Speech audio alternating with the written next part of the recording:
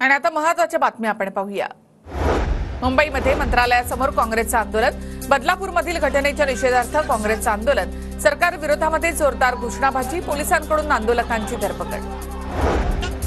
बदलापूरमधील घटनेच्या निषेधार्थ पुण्यामध्ये पवार गटाचं आंदोलन, खासदार सुप्रिया सुळेंच्या नेतृत्वामध्ये आंदोलन, पवार गटाचे पदाधिकारी कार्यकर्ते सहभागी, मुख्यमंत्री आणि उपमुख्यमंत्र्यांच्या राजीनाम्याची मागणी। असा मुख्यमंत्री कधी बघितला नाही जो मुलींसाठी आंदोलन करणाऱ्या लोकांना राजकीय प्रेरित असं म्हणतो आमदार नितीन देशमुखांचा शिंदेंवर हल्लाबोल। सुप्रिया सुळे यांनी महिलांबाबत सूचना असतील त्या सांगाव्यात, मात्र राजकीय पोळी भाजू नये। रागापोटी बोलणाऱ्यांचे नाव म्हणजे उद्धव ठाकरे, आशिष शेलार यांची टीका। मी गृहमंत्री असताना आरोपीला थेट फाशीच्या शिक्षेसाठी शक्ती कायदा आणला होता, मात्र या कायद्याला गेल्या 3 वर्षापासून केंद्र सरकारने मंजुरी दिली नाही, अनिल देशमुखांची प्रतिक्रिया।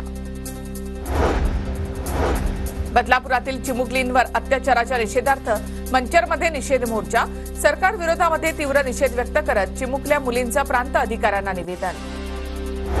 पुण्यामध्ये शास्त्री रोडवर एमपीएससी विद्यार्थ्यांचं रात्रीपासून आंदोलन सुरू, 258 पदांसह महाराष्ट्र कृषी सेवेची परीक्षा घ्या, विद्यार्थ्यांची मागणी।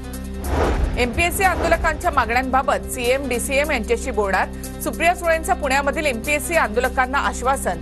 आयबीपीएस आणि एमपीएससीची परीक्षा एकाच दिवशी आल्यामुळे गोंधळ, काल रात्रीपासून पुण्यामध्ये एमपीएससी विद्यार्थ्यांचं आंदोलन सुरू।